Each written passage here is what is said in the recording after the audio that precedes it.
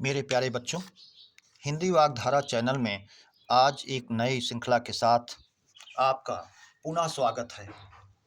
तो इस उम्मीद और अपेक्षा के साथ आप अपनी प्रतियोगी परीक्षाओं की तैयारी विधिवत कर रहे होंगे और उसी कड़ी में अपने हर विषय पर, हर टॉपिक पर अपना फोकस कर रहे होंगे।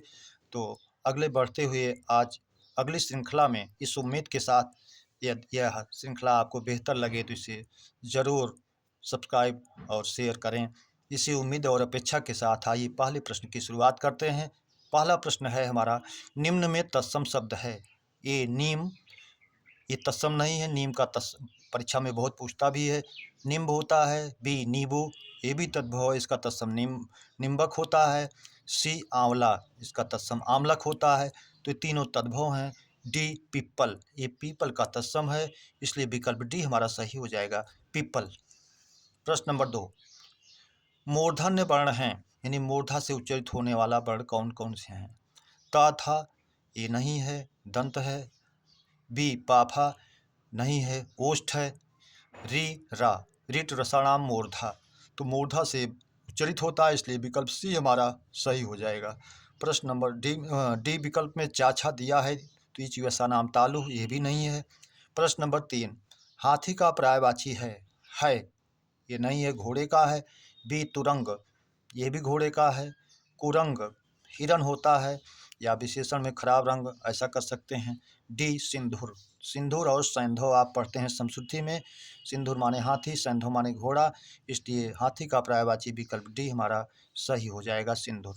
प्रश्न नंबर 4, तारुण्य का विपरीतार्थक शब्द है। ए वार्धक्य, बी बाल, सी महिला, डी युवक। तो बाल, महिला और युवक से इसका कोई मतलब नहीं है। तारुण्य जिसमें तरुण होने का भाव हो, युवा होने का भाव हो, इसका विपरीत बनेगा जिसमें वृद्धावस्था होने का भाव हो, वार्धक्य। तो विकल्प ए हमारा सही हो जाएगा, वार्धक्य। प्रश्न नंबर 5, क्योंकि तरुण में या प्रत्यय है तो उसका समानार्थी उसके रूप का भी, उसकी बिरादरी का वार्धक्य ही बनेगा, इसलिए विकल्प ही सही होगा। प्रश्न नंबर 5, जिसका कोई शत्रु पैदा ना हुआ हो। ए अजात शत्रु, जात शत्रु, जित शत्रु, कोई नहीं। तो जात शत्रु जिसका शत्रु पैदा हुआ हो, अजात शत्रु जिसका कोई शत्रु ना पैदा हुआ हो, विकल्प ए ही हमारा सही हो जाएगा। प्रश्न नंबर 6, शुद्ध शब्द का चयन कीजिए। ए महात्मा गण, बी दंपत्ति, सी लज्जित। तो महात्मा गण और डी जो है हरितिमा। तो महात्मा गण में जब गण जोड़ेंगे तो महात्मा गण होगा, तब शुद्ध होता। दंपत्ति नहीं है, दंपति होता है या दंपति होता है, तब सही होता है। लज्जित, ये सही है, ये विकल्प सी सही है। डी हरितमा, हरितमा अशुद्ध है, अगर हरितिमा होता तो ये भी सही हो जाता। प्रश्न नंबर 7, निम्न में विशेषण है। ए सिर्फ, बी केवल, सी निपट, डी सभी। तो सिर्फ, केवल, ये तो बलदायक निपात हैं, ये नहीं है। निपट माने होता है बिल्कुल, तो जैसे आप कहते हैं निपट मूर्ख है, तो ये विशेषण बन जाता है। इस तरह से विकल्प सी हमारा विशेषण का रूप होगा, सही हो जाएगा। प्रश्न नंबर 8, किनारा का पर्याय नहीं है। ए कूल, ये है। बी पुलिन, यह भी है। सी तट, यह भी है। डी निकर, निकर नहीं है, निकर जो है समूह का पर्याय है, इसलिए ये भिन्न है, विकल्प डी सही हो जाएगा।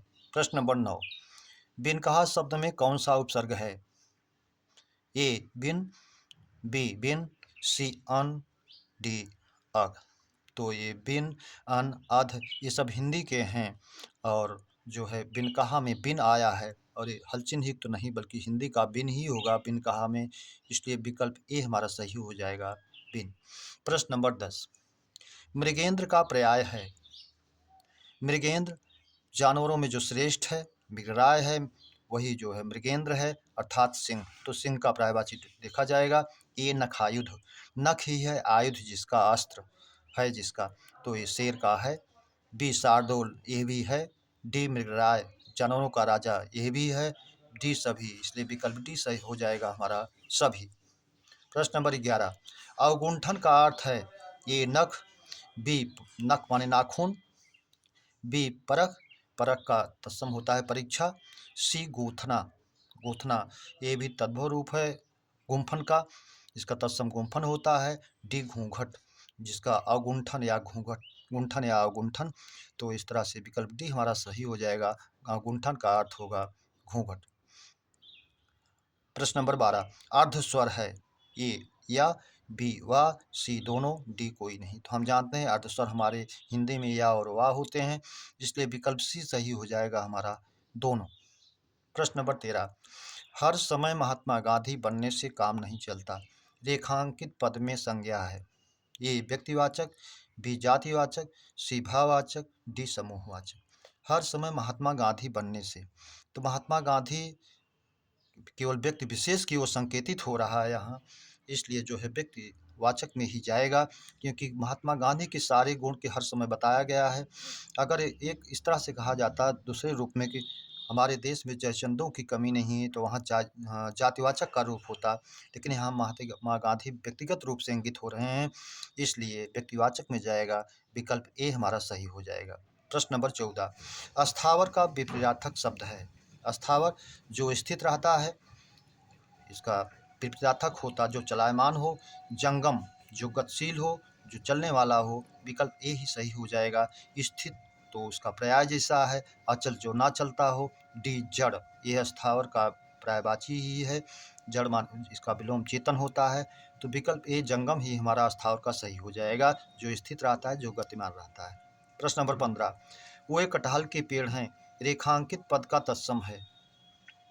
ए रेखांत यानी कटहल का तत्सम होगा कंठफल, कटेहल, कर्णफल कोई नहीं।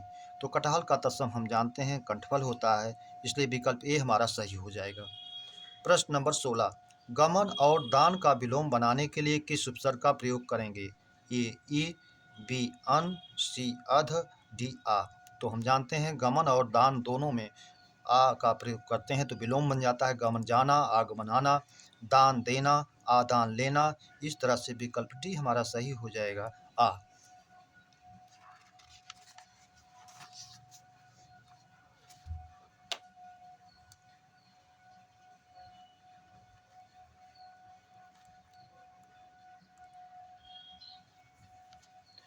प्रश्न नंबर 17, इति और ईति शब्द युग्म का सही विकल्प चुनिए। समाप्ति बाधा, तैयार क्रिया, ऋण ठीक, डी सभी।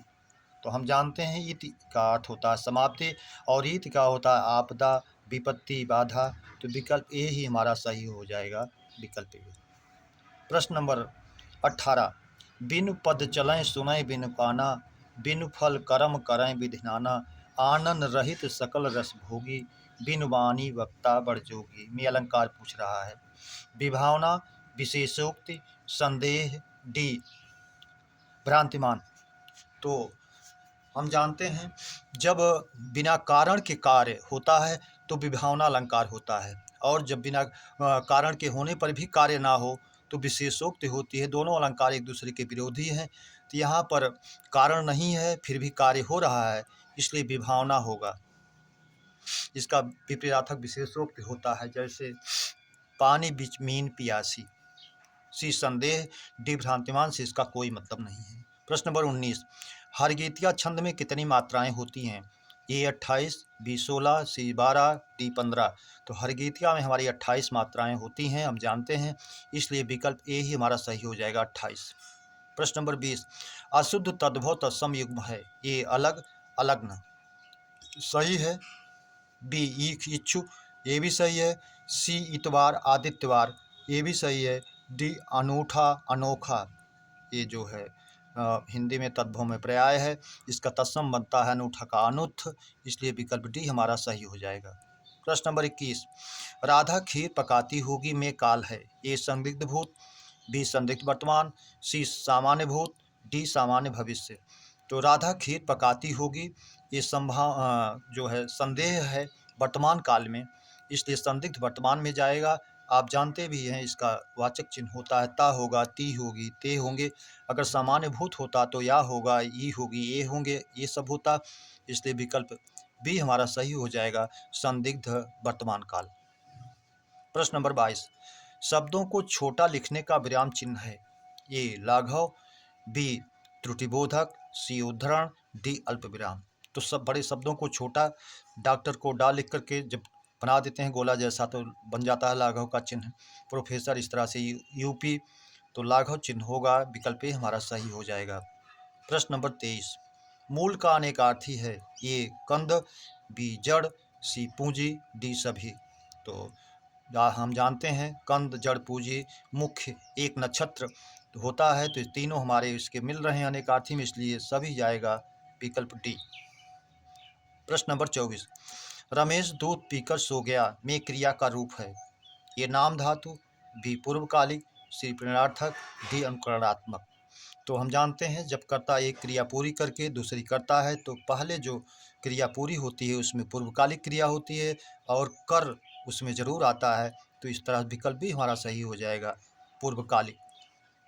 प्रश्न नंबर 25, अशुद्ध विलोम युग्म है, ए कृतज्ञ किए गए उपकार को मानने वाला, कृतज्ञ किए गए उपकार को ना मानने वाला, वाक्यांश में भी पूछता है, बी अस्त्र जो हथियार फेंक कर चलाया जाए, सी शस्त्र जो हाथ में लेकर के चलाया जाए, ये भी सही है, सी आवाहन विसर्जन बुलावा करना, विसर्जित कर देना, इसको आह्वान भी करते हैं, आवाहन और आह्वान दोनों हिंदी में सही होता है, इसलिए ये भी विलोम सही है। डी आहार विहार भोजन और घूमना, ये जो है एक दूसरे के पूरक हैं लेकिन विलोम नहीं है, इसलिए विकल्प डी हमारा अभिन्न हो जाएगा, अशुद्ध है।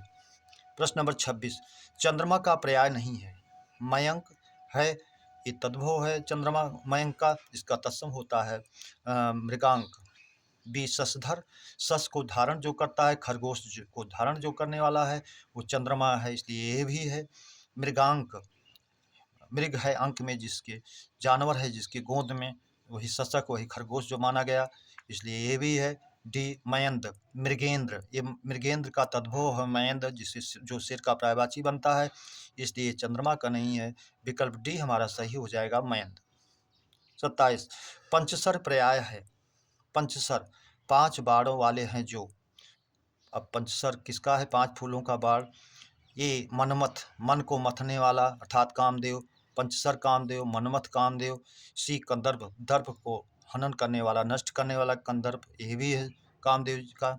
सी संबरारी, संबर नामक राक्षस के आरु जो हैं, द्वापर में कृष्ण के पुत्र के रूप में प्रद्युम्न जी जन्म लिए, उन्होंने संबर नामक राक्षस का वध किया, इसलिए प्रद्युम्न भी इनके कामदेव के पर्यायवाची और सम्राट भी कामदेव के पर्यायवाची हो जाते हैं, ये भी है।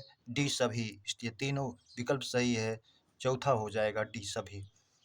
प्रश्न नंबर 28, वाक्य की किसी पद पर बल देना क्या है, प्रत्यय, उपसर्ग, निपात, सभी। जैसा आप जानते हैं निपाताः बलवर्धकाः, उच्चावचेषु अर्थेषु निपतन्ति इति निपाताः, तो वाक्य में किसी पद पर बल देते हैं वो निपात होते हैं, इसलिए विकल्प सी हमारा सही हो जाएगा, निपात। प्रश्न नंबर 29, निम्न में अशुद्ध वाक्य का चयन करें, ये श्री कृष्ण के अनेक नाम हैं, ये शुद्ध है, उनका एक पुत्र है, ये भी शुद्ध है, भारत के इतिहास में 15 अगस्त का बहुत महत्व है, ये भी सही है। डी पूजनीय पिताजी आए हैं, ये अशुद्ध है, अगर यह पूजनीय होता तो ये भी शुद्ध होता, इसलिए ये अशुद्ध वाक्य है, विकल्प डी हमारा सही हो जाएगा, ये वाक्य अशुद्ध है।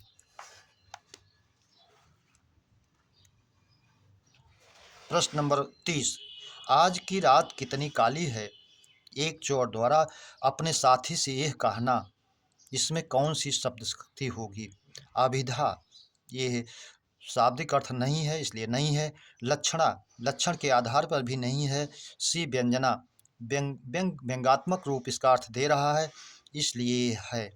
उस चोर को अपने साथी से कहना कि आज की रात काली है, कितनी है, काली होने से कोई संबंध नहीं है, बल्कि उसका भाव है, कहने का तात्पर्य है कि आज की रात चोरी लायक कितनी शानदार है, इसलिए व्यंजना शब्द शक्ति जाएगा इसमें, विकल्प सी हमारा सही हो जाएगा, व्यंजना।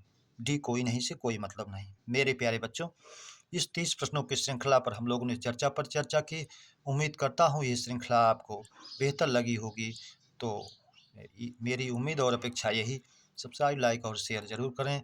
अगली श्रृंखला के मिलने तक आप सभी को आपके उज्जवल भविष्य की कामना के साथ हृदय से धन्यवाद। जय हिंद।